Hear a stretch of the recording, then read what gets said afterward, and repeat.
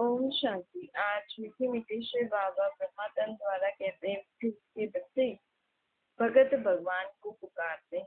भगवान को पूरा न जानने के कारण मनुष्य कितना दुखी है ना, कितना माथा मारते रहते हैं। भक्ति मार्ग सिर्फ इस जन्म की बात नहीं है, जब से भक्ति मार्ग शुरू हुआ तब से धक्के खाते रहते हैं।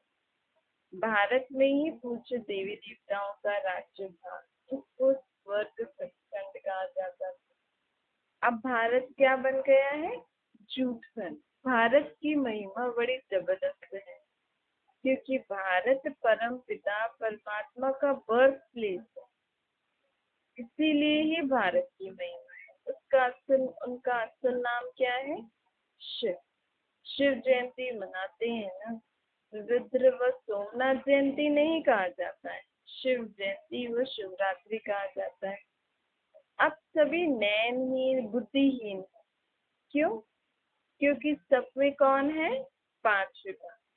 सब लोग तो कहते हैं हमारे अंदर भगवान है, लेकिन बाबा कहते हैं तुम्हारे अंदर मैं नहीं हूँ, तुम्हारे अंदर ये पांच विकार। रावण ने तुम्हें नयनहीन बुद्धिहीन बनाया है ना, एक दो को दुखी देते रहते हो। मैं थोड़ी तुम्हारे अंदर बैठकर एक दो को दुख दे रहा हूँ। मेरा तो गायन ही है, सुख करता दुख हरता, तो मैं दुख कैसे दूंगा? इसका मतलब तुम्हारे अंदर मैं नहीं हूँ, तुम्हारे अंदर तुम्हारी आत्मा है, जो रावण अर्थात विकारों से जकड़ी हुई है। तुम्हें इन विकारों ने तुम्हारा आत्मा रूपी नयन को बंद कर दिया है, तुम्हारी बुद्धि को भ्रष्ट कर दिया है, इसलिए तुम एक दूसरे को दुखी देते रहते हो। भारत जब स्वर्ग था तो दुख का नाम नहीं था। स्वर्ग की स्थापना करने वाला हेवनली गॉड फादर। अभी सब भक्तों का भगवान तो जरूर एक होना चाहिए ना। सभी नयनहीन अर्थात ज्ञान के चक्षु व डिवाइन इंसाइट नहीं है। कौन सा? आत्मा का ज्ञान ना होना अर्थात नयनहीन। दो नैन तो है, लेकिन फिर भी गाते हैं ना, नैन को राह दिखाओ प्रभु। तो कौन सा नैन नहीं है? आत्मा का। आत्मा की स्मृति नहीं है। भगवान वाच्य मैं तुमको राजयोग सिखाता हूँ। श्रीमद् भगवत गीता मुख्य है ना, श्री अर्थात श्रेष्ठ मत से अब तुमको बुद्धिवान बनाया जाता है। बाबा हमें श्रेष्ठ मत देकर बुद्धिवान बना रहे हैं। बुद्धि का ताला खुल जाता है ना बाबा का ज्ञान सुन विचार कर। दिव्य चक्षु अर्थात ज्ञान का तीसरा नेत्र देते हैं ना बाबा। वास्तव में ज्ञान का तीसरा नेत्र तुम ब्राह्मणों को मिलता है, जिससे तुम बाप को, बाप की रचना को, के आदि मध्य को जान जाते हो। अब बाबा ने ज्ञान का तीसरा नेत्र अर्थात आत्मा की स्मृति इस समय सर्वव्यापी है ना। समय सर्वव्यापी है, देह, अहंकार व पांच विकार। इसलिए सभी घोर अंधेरे में तुम बच्चों के पास रोशनी है। तुम्हारी आत्मा सारे वर्ल्ड की हिस्ट्री ज्योग्राफी को जान गई है। आगे तुम सब अज्ञान पे थे, ज्ञान अंजन सतगुरु दिया, अज्ञान अंधेर विनाश। जो पूज्य थे वही फिर पुजारी बने। पूज्य है रोशनी में, पुजारी है अंधियारे। परमात्मा को आप ही पूज्य, आप ही पुजारी नहीं कह सकते। वह तो परम पूज्य है। उनको पूज्य बनाने, वो तो सबको पूज्य बनाने वाला है। अच्छा, जो भी देवी देवता कराने में आने वाली पूज्य आत्माएं थी, जो अब नहीं है, उनको भी पूज्य बनाने वाला वो है। तो वो पुजारी कैसे बन सकते हैं? उनको कहा जाता है परम पूज्य, परम आत्मा। कृष्ण को थोड़ी ऐसे कहेंगे, उनको सब गॉड फादर भी नहीं कहेंगे। निराकार गॉड को सब गॉड फादर कहते हैं। वह भी है आत्मा, परंतु परम है। परम अर्थात रहने में भी ऊपर ऊंचे धाम में रहती है, और शक्तियों और गुणों से भी ऊंची है, इसलिए उनको परम पिता, परम आत्मा कहा जाता है। आत्मा और परमात्मा का रूप एक ही है। जरूर हम आत्माएं हैं, वह परमात्मा सदैव परम धाम में रहने वाला है। अंग्रेजी में उनको सुप्रीम सोल कहा जाता है। बाप कहते हैं तुम गाते भी हो ना, आत्मा परमात्मा अलग रहे भगवान, ऐसे नहीं परमात्मा परमात्मा अलग रहे भगवान। अगर अगर हमारे अंदर परमात्मा होता तो हम ऐसे क्यों गाते हैं आत्मा परमात्मा, हम कहते हैं ना आत्मा परमात्मा, आत्मा परमात्मा परमात्मा अलग रहे भगवान। और फिर तो ये गाना जमता ही नहीं है, जब हमारे अंदर ही परमात्मा है तो फिर अलग कहाँ से रहे, दोनों बातें आ जाती हैं। लेकिन मनुष्य आत्मा तो बुद्धिहीन हो गई है ना, उसे समझी नहीं है, जो आया सो गा देती है, ये कोई समझाने जाए तो भी समझते नहीं। तो बाबा कहते हैं अब ऐसी ऐसी बातों को हमें तो समझ समझ में आ रहा है, तो कम से कम हम तो समझ के वापस से मुख से तो ना बोले ना, मन में तो इस बात को पक्का कर लेना अभी हम कभी नहीं कहेंगे कि हमारे अंदर भगवान है। क्योंकि ये भी पाप है ना, हम पाप कर्म कर रहे हैं, हम विकार में जा रहे हैं, जबकि भगवान तो कहता है निर्विकारी रहो, फिर हमारे अंदर भगवान कैसे। देखो जब भी घर में कोई ऐसा हवन वगैरह होता है या कोई यात्रा वगैरह पे जाते हैं या कोई व्रत आदि रखते हैं, तो उस दिन कितना पवित्रता का पालन करते हैं ना, सब प्रकार की ध्यान रखते हैं। तो बाबा कहते हैं मतलब मुझे ये प्रिय नहीं है ये सारी चीजें, तो तुम तो ये सब कुछ करते हो तो तुम्हारे अंदर मैं कैसे, तो ये कहना रॉन्ग हुआ ना। ऐसी ऐसी बातों को हमने बुद्धि से निकाल देना चाहिए, क्योंकि इससे भी हमारा पाप कर्म बनता है। हम खुद गलत काम करते हैं और अपने को कहते हैं कि हम ही भगवान हैं, तो पाप चढ़ेगा ना। भगवान जो ऐसी चीजें करता नहीं है, हम खुद को ही वो बोल रहे हैं, तो ये भी पाप का खाता चलता है। इसलिए बाबा हमें ये ज्ञान की बातें क्यों सुना रहे हैं, क्योंकि हम अब जो ऐसी बातें बोलते हैं आत्मा से परमात्मा या जो भगवान सर्वव्यापी है, ये मन से भी निकाल दो, बुद्धि से भी निकाल दो, और मुख से भी नहीं बोलना है। किसी के साथ हमने उसको खुश करने के लिए हाँ हाँ हाँ अभी बोल दिया, तो भी हम भी पाप के भागी बन गए ना। तो ऐसी ऐसी बातों पे हमें ध्यान देना चाहिए। पहले नंबर का अज्ञान ही है आत्मा से परमात्मा, परमात्मा से आत्मा कहना। आत्मा तो जन्म मरण में आती है ना, परमात्मा थोड़ी पुनर्जन्म में आते हैं। बाप वह समझाते हैं तुम भारतवासी स्वर्गवासी थे, पूज्य थे, ये सारी ईश्वरीय प्राप्ति हो गई ना। अच्छा भला ये तो बताओ तुम माता पिता किसको कहते हो, यह कौन कहते हैं, आत्मा कहती है ना तुम माता पिता तुम्हारी कृपा से स्वर्ग के सुख गने, हमको स्वर्ग में मिले, हमको स्वर्ग में वापस ले चलो। तुम माता पिता आकर स्वर्ग की स्थापना करते हो ना, तो हम आपके बच्चे हैं, तो हम भी तो स्वर्ग में जाएंगे ना। बाप कहते हैं हाँ अब मैं आया हूँ इस संगम युग पे तुम्हारे लिए फिर से स्वर्ग के सुख गणेश की स्थापना करनी है, सुखदायी दुनिया स्थापना करनी, तुम्हें फिर से सुख गनेरे देने आया हूँ। उसके लिए तुम्हें भी मेरी मदद करनी पड़ेगी, क्योंकि मुझे थोड़ी जाना है उस दुनिया में, मैं बस तुम्हारे लिए वो दुनिया स्थापन कर सकता हूँ। लेकिन उस दुनिया में जाने के लिए तुम्हें तैयार तो होना पड़ेगा ना, तो तुम्हें मेरे मत में चलना पड़ेगा, तभी तो तुम्हें सुख मिलेंगे ना। सुख भी तुम्हें ही चाहिए, तो फिर सीखना भी तुम्हें ही पड़ेगा कि सुख में कैसे रहा जाए। देखो बाबा कहते हैं अब मैं तुम्हें सिखा रहा हूँ कि जीवन सुखदायी कैसे जिया जाए। अभी तक तो हमें जीवन में एक दूसरे को दुख परेशानी कैसे दे यही आता था। तुमने मेरे साथ ऐसा किया तो तुम्हारे साथ भी ऐसा होगा, तुम तुमने मुझे ऐसा बोला तो मैंने भी ऐसा बोला। किसी न किसी रीति से हम एक दूसरे को दुखी देते आए हैं ना, हमने हमें यही पता है कैसे एक दूसरे को परेशान करना। चलो हम अनजाने में भी तो करते ही है ना, बच्चों को चिढ़ाना करना, बच्चों को छेड़छाड़ी करना। भाई ये चिढ़ता है तो मुझे अच्छा लगता है। कई कई लोगों को ऐसा भी किसी का नेचर होता है।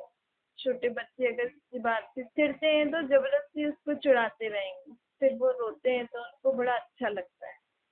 तो ये कौन सा संस्कार हुआ? अच्छा संस्कार हुआ।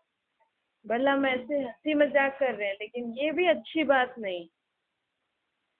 किसी को दुख तो हो रहा है ना, भले वो छोटा है, लेकिन किसी आत्मा को भी तो दुख तो हो रहा है। तो इससे भी हमारा पाप कर्म बनता है। फालतू में ऐसी बातें करके क्यों हम अपना हिसाब किताब करें? तो ऐसी ऐसी बातों पे ध्यान देना चाहिए। अब ऐसी बातें नहीं करना है। बाप आकर समझाते हैं तो मुझे भूल गए हो। देखो, मेरी तुम शिव जयंती भी मनाते हो, गाया भी जाता है ना शिवरात्रि। कौन सी रात्रि? यह ब्रह्मा की बेहद की रात है। संगम पर आकर बाबा रात को दिन बनाता है। देखो, इस सृष्टि पर तो सुबह कब होता है? जब सूर्य आता है। यहाँ पर सृष्टि पर सवेरा करने ज्ञान सूर्य आया है। वो तो सारा हद का सूर्य होता है। हद का सूर्य है ना, ये तो बस तत्व है एक रोशनी देने के लिए। तो सृष्टि पर सवेरा हो जाता है, तो सूर्य चला जाता है तो सृष्टि पर अंधियारा हो गया तो रात हो जाती है। लेकिन वो तो एक एक दिन का है। यहाँ तो बाबा बेहद की सुबह करने आया है। बेहद का ज्ञान सूर्य बाप इस सृष्टि पर आया है। तो अब सृष्टि का सवेरा हो गया है। कौन सा? सृष्टि के सवेरे की शुरुआत किसने करी है? ज्ञान सूर्य। तो बाबा अभी आकर हमें ज्ञान देकर इस बेहद की सृष्टि पर बेहद का सवेरा करने आए हैं। रात को दिन भी बनाना पड़ता है। सृष्टि पर सवेरा भी करना पड़ता है, दिन भी बनाना पड़ता है। अर्थात नर्क से स्वर्ग बनाते हैं, इस दुनिया को नर्क से स्वर्ग बनाते हैं। शिवरात्रि के अर्थ को भी किसी को पता नहीं है। सबकी जयंती मनाते हैं, लेकिन शिव की रात्रि क्यों मनाते हैं? क्योंकि उसी दिन शिव बाबा कटे हुए घोर अंधियारी रात में आते हैं ना, इसीलिए उनकी शिवरात्रि मनाते हैं। शिव का लिंग क्यों बनाते हैं? क्योंकि वो निराकार है। भगवान है निराकार, तो शिव के आगे बैल भी दिखा देते हैं। अर्थात वो निराकार उस बैल में नहीं आया। वो निराकार तो मनुष्य तन में ही आता है, लेकिन वो मनुष्य तन को बैल जैसा दिखा दिया है। भगवान है निराकार। मनुष्य के तो जन्म बाय जन्म शरीर पर नाम बदलते रहते हैं, लेकिन परमात्मा कहता है मेरा कोई शारीरिक नाम नहीं, मेरा नाम है, मेरी आत्मा पर नाम पड़ता है। मेरा नाम है शिव। मैं सिर्फ बूढ़ा वानप्रस्थ तन का आधार लेता हूँ। यह पूज्य था, अब पुजारी बनाए। शिव बाबा आकर स्वर्ग की स्थापना करते हैं। हम उनके बच्चे हैं तो जरूर भी स्वर्ग के मालिक होने चाहिए ना। अर्थात हमें भी स्वर्ग में जाना चाहिए। अगर किसी का बाप नया घर बनाएगा तो बच्चा भी कहेगा ना, हमारा घर बन रहा है, मैं इसका मालिक हूँ। पर लिखा पढ़ी में बाप उसका मालिक है, लेकिन फिर भी कहेगा मेरा घर है, मेरा हक है, मैं जो भी कुछ करूँ। तो ऐसे ही हमारे लिए बाबा स्वर्ग की स्थापना कर रहे हैं। पर इसके पालनहार लक्ष्मी नारायण होंगे। लेकिन सब कहेंगे ना हमारा, हमारी दुनिया। अब भारत को भल प्राइम मिनिस्टर प्रेसिडेंट के अकॉर्डिंग भारत चल रहा है, लेकिन सब क्या कहते हैं? हमारा भारत, हमारा देश। ऐसे तो कहते हैं ना। इसलिए बाबा कहते हैं मैं तुम्हारे लिए स्वर्ग की स्थापना करने आया हूँ। तो बच्चे कहते हैं हम भी उस दुनिया के मालिक होने चाहिए। आप हमारे बाप हो ना, ऊंच से ऊंचा बाप है। ब्रह्मा विष्णु शंकर का पार्ट अपना अपना है।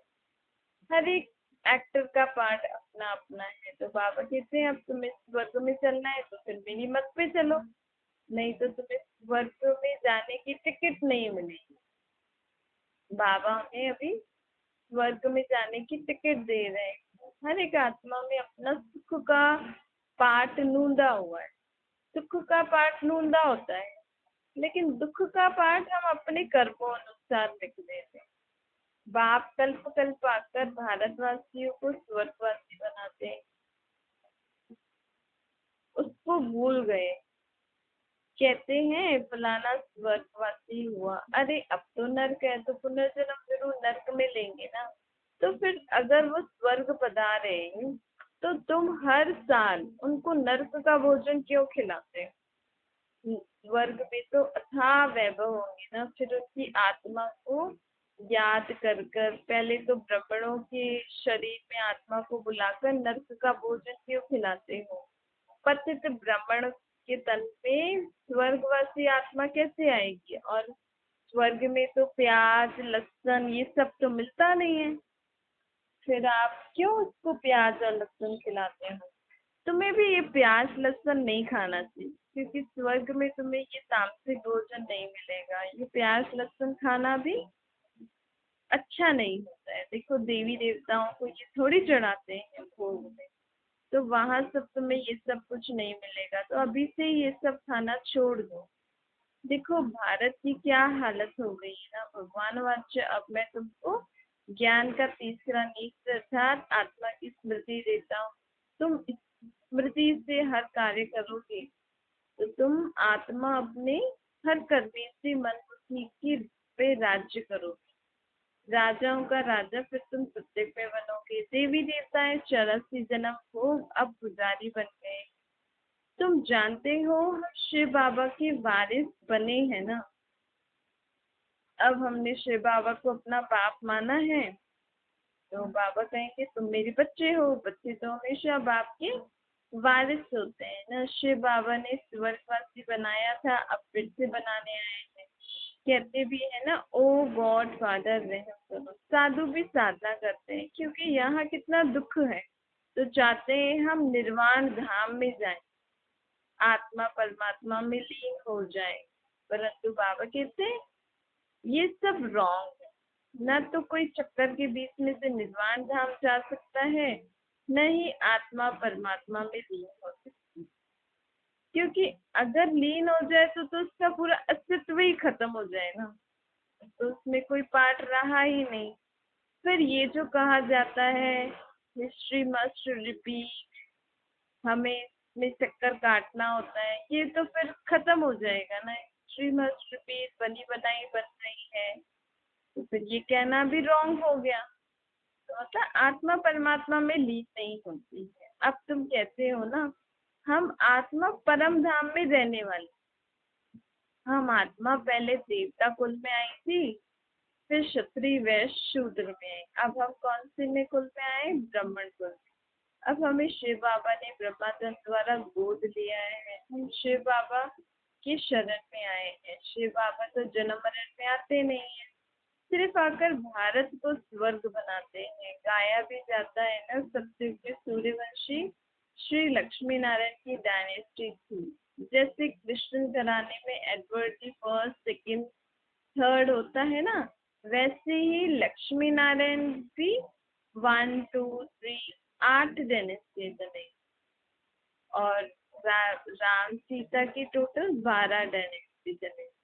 अभी तुम ब्राह्मणों का तीसरा नेत्र खुला है। बाप है जिससे बात करते हैं, हम आत्माओं से बात करते हैं ना। तुम ऐसे 84 का चक्कर लगाकर इतने इतने जन्म लेते आए हो। वर्णों का भी एक चित्र बनाते हैं, जिसमें देवता क्षत्रिय वैश्य शूद्र बनाते हैं। अब तुम जानते हो हम तो ब्राह्मण चोटी। इस समय है ईश्वरीय औलाद प्रैक्टिकल। इस समय हम राजयोग सीख रहे हैं ना, ज्ञान से हमें सुख गनेरे मिल रहे हैं। योग और ज्ञान से हमें सुख गनेरे मिल रहे हैं ना। कोई तो सूर्यवंशी महाराजा महारानी बनेगा, कोई फिर चंद्रवंशी। यहाँ पे बाबा पूरी किंगडम स्थापन कर रहे हैं। देखो बाबा सत्युग त्रेता में नहीं आएंगे ना, और सत्युग त्रेता की दुनिया की स्थापना तो बाबा अभी ही कर रहे हैं, उस धर्म की स्थापना तो बाबा के हिसाब से ही। अभी हम पढ़ाई लिखाई करके एग्जाम देकर जितने जिसके मार्क्स होंगे ना, जो पूरे जितने भी आत्माओं को सत्यप्रियता में आना होगा, उन्हें कौन से समय पर आना है, क्या पाठ बजाना है, सब कुछ अभी ही डिसाइड हो जाएगा। अभी तक तो हमारा द्वापर युग से हम जो जन्म लेते थे उस अनुसार हमें दूसरा जन्म मिलता था, फिर तीसरा चौथा पांचवा ऐसे। लेकिन अभी 2 युगों में आत्माओं को कौन से घराने में जाके जन्म लेना है, क्या बनना है, वहां जाके क्या कार्य करना है, वो अभी ही फिक्स हो। क्योंकि परमात्मा उस सृष्टि में नहीं आते हैं, न तो भक्ति मार्ग वाला उनका कोई पाठ है, ना वो अभी जैसा सृष्टि पर आए हैं, ना वो उस 2 युगों में आए। तो मतलब 2 युगों तक आत्माओं का परमात्मा से कांटेक्ट बिल्कुल खत्म हो जाएगा। तो कौन सी आत्मा कौन सा पाठ बजाएगी, कौन डिसाइड करेगा? तो बाबा अपना 2 युगों का कार्य अभी ही करके जा रहे हैं, क्योंकि फिर 2 युगों तक परमात्मा का पाठ नहीं रहता है सृष्टि पर। और वो तो बाप हैं, हम उनके बच्चे हैं, तो हमारा जीवन उनके इस बाप के हिसाब से होना चाहिए ना। तो बाबा कहते हैं अभी मैं पूरी राजधानी किंगडम स्थापन कर रहा हूँ, तो तुम हर एक अपने पुरुषार्थ अनुसार अपना जो पद पाना चाहते हो वो तुम अभी ही पालो। कोई अगर पूछे कि बाबा अभी हम क्या बनेंगे, अगर हमारा अभी शरीर छूट जाए तो हम सत्युग में जाके क्या बने, तो बाबा बता सकते हैं। बाबा कहते हैं बच्चे जितना तुम मेरी याद में रहोगे ना, तो उतना हमारी आयु भी बढ़ती है और हमारे जन्म जन्मांतर के पाप जो किए हुए जो विक्रम है वो भी विनाश हो जाते हैं। और कोई उपाय नहीं, पतित से पावन बनने का एक ही उपाय है, परमात्मा को याद करना। परमात्मा को याद करने से हमारी आयु भी बढ़ जाती है। क्यों? क्योंकि अभी आयु कम क्यों है, लोग जल्दी क्यों मर जाते हैं? क्योंकि लोगों का बहुत आत्माओं से हिसाब किताब होता है ना, तो उनको औरों से भी चुकता करना होता है। तो इस जन्म में जल्दी से हिसाब किताब चुकता कर, फिर आत्मा कहीं जाती नहीं है, इसी सृष्टि पर दूसरा जन्म लेकर अपना पाठ बजाती है, अपना हिसाब किताब चुकता करके। और अगर हम बाबा को याद करते रहेंगे तो हमारे जिससे जो भी हिसाब किताब होगा वो चुकता होता जाएगा। तो फिर हम तंदुरुस्त भी होंगे और हमारी आयु भी बढ़ जाएगी। तो बाबा कहते एक ही उपाय है अपने विक्रमों से बचने का, अपनी आयु बढ़ाने का। पतित पावन कहने से भगवान याद आ जाता है। भगवान है कौन ये भी लोग नहीं जानते। बाप कहते हैं मैं आता ही हूँ भारत में, यह मेरा बर्थ प्लेस है ना। सोमनाथ का मंदिर कितना आलीशान था, यह बाप ही बच्चों को समझाते हैं, जिसके फिर शास्त्र आदि बनते हैं। अभी जो बाबा हमें ज्ञान देते हैं, फिर द्वापर युग में हम यही ज्ञान के शास्त्र आदि बनाते हैं। भक्ति मार्ग में ही यह यादगार बनना शुरू होते हैं ना। अब पुजारी बनते हो, जब तुम पुजारी बनते हो तो पहले पहले मेरा सोमनाथ का मंदिर बनाते हो, बहुत सुंदर मंदिर बनाते हो। देखो सोमनाथ के मंदिर में ही इतने हीरे और वगैरह डालते हैं, सोना आदि। तो जब तुम सतयुग में होंगे तो उस समय तुम्हारे महल कितने सुंदर होंगे, कितने सारा सोना वाला होगा। जरा विचार करके देखो। बाबा हमें कहते हैं हमारा घर की सब दीवारें, सब चीजें सोने और हीरो की हों। भारत तो सब भारत तो सत्य त्रेता में बहुत साहूकार था। अभी भी सोने की थालियां तो लोग अब पता नहीं लेते हो नहीं लेते हो, लेकिन सोने की थालियां चम्मच वगैरह तो देखा है ना। तो मतलब कभी तो बने हुए होंगे ना इस दुनिया में। और अजमेर में एक सोने के महल वाला भी कुछ ऐसा बना हुआ है, जहाँ पे सब पूरा महल आदि सोने का बना हुआ है। वहाँ पे हर चीज सोने की दिखाई हुई है, प्योर सोने का शायद पानी चढ़ा होगा। तो मतलब ऐसी चीजें हैं थी दुनिया में, इसके यादगार में हम ऐसे अभी छोटे छोटे मॉडल्स बनाते हैं। सोने का पूरा मॉडल उन्होंने महल का बना के रखा है। अब वो असली सोना तो नहीं होगा, पानी चढ़ा हुआ होगा पता नहीं, पर ऐसा है, ऐसी दुनिया में पहले था जो अब नहीं है। इसलिए लोग जिनको थोड़ी थोड़ी स्मृति रहती है, जो सत्य की आत्मा होगी, वो फिर बना देती है भक्ति मार्ग में द्वापर युग में आते आते। तो बाबा कहते हैं अब तुम उसी दुनिया में वापस जाने वाले हो। मेरा बर्थ प्लेस तो यहाँ ही है, इसलिए मेरा मंदिर भी यहाँ ही बनाते हैं। ये शास्त्र आदि तो बाद में बने, पहले तो सिर्फ शिव की ही पूजा होती थी। फिर पहले अव्यभिचारी पूजा, अब व्यभिचारी पूजा होगी। बहुतों की पूजा करते हैं ना, इसीलिए भटक गए हैं। अब बाबा कहते हैं अब मुझे फिर से निराकार रूप में याद करो, तो तुम सभी आत्माओं का भटकना बंद हो जाएगा। भारत तो सत्य त्रेता में बहुत साहूकार था, अब भारत हीरे तुल्य से अब कंगाल कौड़ी तुल्य बन गया है। बाप आकर भारत को ही हीरे तुल्य बनाते हैं ना। बाप कहते हैं बच्चे अब पतितपना छोड़ो, पावन बनो। अगर विकार में अभी भी गए तो फिर सतयुग में जाने का पासपोर्ट कैंसिल हो जाएगा। अपने आप को देखा जाता है कि हम कैसा पुरुषार्थ कर रहे हैं। हम कल स्वर्ग में जाने वाले हैं, तो अभी आज हम अपने आप को रोज रात को चेक करके सो, मैं स्वर्ग में जाने के लायक कितना बना हूँ। दुर्योधन विकारी को कहा जाता है। द्रौपदी कहती है हमारी लाज रखो। तुम सब द्रौपदियां हो ना, और पुरुष सारे दुर्योधन। अब मैं सभी द्रौपदियों को बचाने आया हूँ। तुम्हें 21 पीढ़ी के लिए कभी भी नंगन नहीं होना पड़ेगा। वहाँ ये विकार का सिस्टम नहीं होता है। वहाँ तो सब पवित्र रहते हैं। इसलिए बाबा कहते हैं अब गर्भगृह में रहते हुए कमल फूल समान पवित्र रहो। नॉलेज हमेशा ब्रह्मचारी में पढ़ी जाती है ना। अभी तुम भी पढ़ाई पढ़ रहे हो, तो फिर ब्रह्मचार्य को भी पालन करना पड़ेगा। ब्रह्मचार्य भी बनना है और ब्रह्मचारी भी बनना है। विकार में भी नहीं जाना है और मनसा वाचा कर्मणा भी शुद्ध पवित्र रहना है। मन में भी किसी के लिए व्यर्थ बातें, फालतू बातें नहीं बोलनी, नहीं सोचनी चाहिए। मुख से भी नहीं बोलनी चाहिए, करनी भी नहीं चाहिए। अब हमारी पुरानी बातें, पुराने स्वभाव संस्कार ऐसे हमें महसूस होना चाहिए कि वो हमारे पिछले जन्म के थे। अब हमें हमारा नया जन्म हुआ है। हमें बाप ने स्वयं की स्मृति दिलाकर हमें नया जन्म दिया है। हम पिछले जन्म से मरकर अब नए जन्म में आए। जब हम इस रीति अपने को जानेंगे ना, अपने आप को परिवर्तन करेंगे। देखो जैसे कन्या शादी करके जाती है, तो फिर पहले जिस घर में थी दूसरे घर में आ जाती है, तो ऐसा लगता है जैसे तो उसका नया जीवन हो गया। नए लोगों से संबंध, उनके अलग अलग व्यवहार वगैरह। तो अब हम, उसका शरीर तो नहीं बदलता है ना, स्थान बदल जाता है, संबंध ही ज्यादा हो जाता है। यहाँ बाबा भी हमें कह रहे हैं कि दोनों तरफ तोड़ निभाना है, लेकिन अंदर क्या रहे कि अब मुझे मेरा बाप मिला है, अब मेरा ये नया जीवन है। नई दुनिया में जाने के लिए अब बाबा मुझे वर्षा दे रहे हैं, टीचर मुझे पढ़ाई पढ़ा रहे हैं, सब कुछ मुझे सुख शांति में जाने के लिए राह दिखा रहे हैं। तो जब हम ऐसे पुरुषार्थ करेंगे ना बाबा को याद करते करते, तो बाबा हमें आपे ही राह दिखाएंगे, समझाएंगे कि हम कलयुगी दुनिया में रहते हुए कैसे हम बाबा का बन के रहें।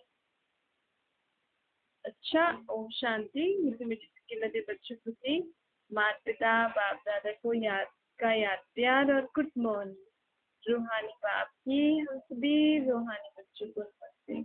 हमारी भी रूहानी माता पिता बाप दादा का को याद प्यार, गुड मॉर्निंग और नमस्ते। वरदान है परिस्थितियों को साइड सीन समझ, पार करने वाले, आगे बढ़ने वाले, पार कर आगे बढ़ने वाले मास्टर सर्वशक्तिवान हो। सदा अपने मास्टर सर्वशक्तिवान स्वरूप की स्मृति में रहो। मैं कौन हूँ? मास्टर सर्वशक्तिवान। तो हर परिस्थिति ऐसे अनुभव होगी जैसे तो एक साइड सीन है। जैसे हम कहीं जाते हैं तो बीच में बहुत सारे साइड सीन आते हैं ना, तो ऐसा थोड़ी होता है कि हम उनको देख के रुक जाएं। ऐसे ही हमारा लक्ष्य है अभी परमात्मा को याद करके पावन बनना, स्वर्ग का वर्षा लेना। तो परिस्थितियां जीवन में जो भी आती हैं, परिस्थिति समझने से घबरा जाते हैं, लेकिन साइड सीन समझेंगे अर्थात रास्ते के नज़ारे समझेंगे तो सहज पार कर लेंगे। क्योंकि नज़ारों को देख खुशी होती है ना। तो अब जीवन में कोई भी बात आती है, अब क्या शरीर ठीक नहीं चल रहा है, आपके घर में कुछ हो रहा है, आपकी संबंधियों के साथ कुछ हो रहा है, मन में जो भी विचार आदि आ रहे हैं, कोई भी बात आए तो हमेशा यही समझो कि ये सब साइड सीन है। अर्थात मैं आत्मा भी अपने पिछले जन्म जन्मांतर के पापों से, विकर्मों से मुक्त होती जा रही इन द्वार।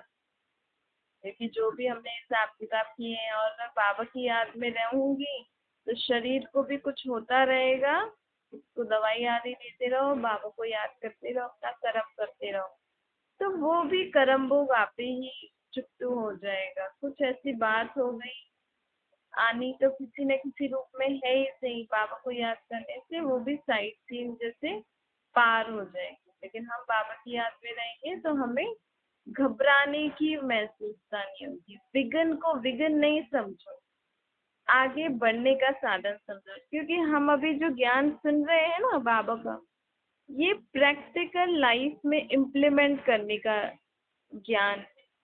इसकी अगर हम इन बातों को ऐसे समय पर, मानो कोई भी ऐसी परिस्थिति आ गई, ऐसे समय पर हमें बाबा की बातें याद रहेंगी ना, तो हम कभी भी घबराएंगे नहीं, न ही कभी ऐसे उलझन में आ जाएंगे, बल्कि हमें ऐसा लगेगा कि हम अनुभवी बन रहे हैं।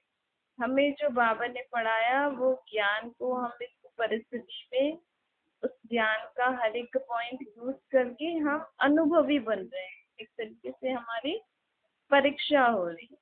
अब भगवान हमें शिक्षा दे रहा है तो एग्जाम भी लेगा ही, वही लेगा कि मैं तुम्हें इतना शिक्षा दे रहा हूँ, इतना शक्तियाँ दे रहा हूँ, तो मैं भी तो देखो तुम्हारे अंदर कितनी शिक्षा आई है, तुम्हारा कितनी शक्तियाँ आई हैं। स्कूल में बच्चे पढ़ते हैं तो टीचर एग्जाम लेते हैं, तभी तो समझ में आता है ना, हाँ ये बच्चा होशियार है, ये बच्चा डल है, अभी इसमें और मेहनत करने की, अभी इसको है, इसमें उसको और मेहनत करनी है अगर आगे बढ़ना है तो ऐसे भी बाबा कैसे चेक करेंगे हमें? बाबा को कैसे पता लगेगा कि इस बच्चे को सत्य पर मुझे किस पद पे पहुंचाना है, इसमें कितनी शक्तियां आई हैं, कितना समझा है नहीं समझा है ज्ञान को, कि सिर्फ सुन के और खुश हो रहे हैं।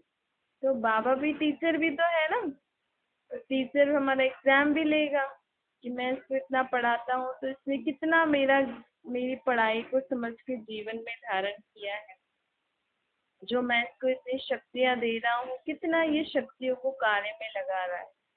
तो बाबा कहते हैं हर बात को परिस्थिति नहीं समझो, ऐसा समझो कि ये जो भी बात आई है इसमें मुझे बाबा ने मुझे जो पढ़ाया है, जो सिखाया है, उसको यूज करना है और अनुभवी बन के क्लास आगे बढ़ना है, परीक्षा देकर क्लास आगे बढ़ना है। इसीलिए कभी कोई बात में रुकना नहीं। कोई बात हो भी जाए, आपको सुना बाबा की बात याद नहीं आई, चलो आप घबरा भी गए, कुछ हो भी गया, तो भी आप आगे बढ़ते रहना। फिर बाबा का ज्ञान सुनते रहना, बाबा को याद करते रहना। फिर कोई बात आई, फिर उसमें बाबा का कोई ना कोई बात जो है उसको यूज करके आगे बढ़ते जाओ। सदा ये याद रखो, मैं मास्टर सर्वशक्तिवान हूँ, इस स्मृति से उठती कला का अनुभव करते रहो। लेकिन कभी भी रुकना नहीं, कभी भी बाबा को छोड़ना नहीं।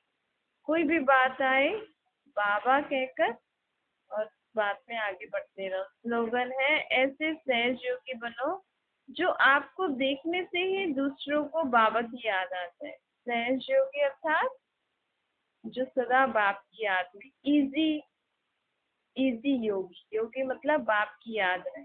किसी किसी को देख के लगता है ना ये तो सदा ही कुछ न कुछ किसी बात में खोई रहती है, किसी को देख देख के लगता है ये तो इसका अच्छा भगत है, इस देव और देवी का, या किसी को देख के लगता है ये तो एकदम माँ पे गया है, इसकी हरकत एकदम माँ बाप की जैसे ही। तो हमारी सूरत को देख के लोगों को क्या लगे कि ये तो सदा परमात्मा बाप की याद में रहते हैं। हमें देखकर दूसरों को परमात्मा की याद आए, हमारे कर्मों से दूसरों को परमात्मा की याद आए, ये ऐसा हमें बनना है। अच्छा, ओम